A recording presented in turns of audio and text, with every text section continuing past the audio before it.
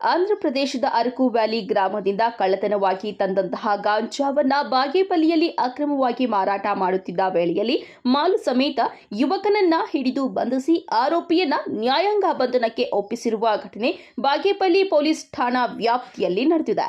ಪೊಲೀಸರ ಕಾರ್ಯಾಚರಣೆಗೆ ಎಸ್ಪಿ ಕುಶಾಲ್ ಚೌಕ್ಸೆ ಪ್ರಶಂಸೆಯನ್ನ ವ್ಯಕ್ತಪಡಿಸಿದ್ದಾರೆ.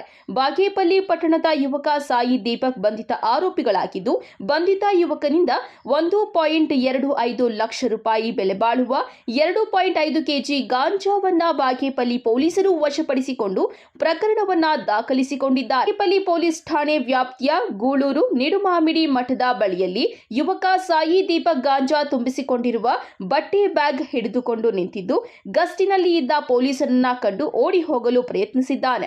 ಅನುಮಾನಗೊಂಡ ಪೊಲೀಸರು ಯುವಕನನ್ನ ಸುತ್ತುವರಿದು ವಶಕ್ಕೆ ಪಡೆದು ಪರಿಶೀಲಿಸಿದಾಗ ಬ್ಯಾಗ್ನಲ್ಲಿ 2.5 ಕೆಜಿ ಗಾಂಜಾ ಪತ್ತೆಯಾಗಿರುತ್ತದೆ. ಯುವಕನನ್ನ ವಿಚಾರಣೆಗೆ ಒಳಪಡಿಸಿದಾಗ ಆಂಧ್ರಪ್ರದೇಶದ ವಿಶಾಖಪಟ್ಟಣಂ ಜಿಲ್ಲೆಯ ಅరకు ವ್ಯಾಲಿ ಗ್ರಾಮದಿಂದ ತಂದು ಬಾಗೇಪಲ್ಲಿ ಗೂಳೂರು ಕಡೆಗಳಲ್ಲಿ ಮಾರಾಟ ಮಾಡುತ್ತಿರುವುದಾಗಿ ತಪ್ಪೊಪ್ಪಿಕೊಂಡಿರುತ್ತಾನೆ. ಬಂಧಿತ ಆರೋಪಿಯನ್ನ ಬಾಗೇಪಲ್ಲಿಯ ಜೆಎಂಎಫ್ಸಿ ನ್ಯಾಯಾಲಯಕ್ಕೆ ಹಾಜರುಪಡಿಸಿ ನಂತರ ನ್ಯಾಯಾಂಗ ಬಂಧನಕ್ಕೆ ನೀಡಿದ್ದಾರೆ.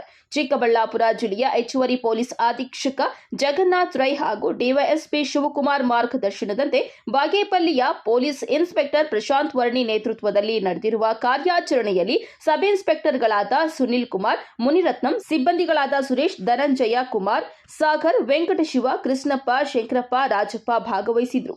P Manjunath Reddy, MMTV news, Bagepalli.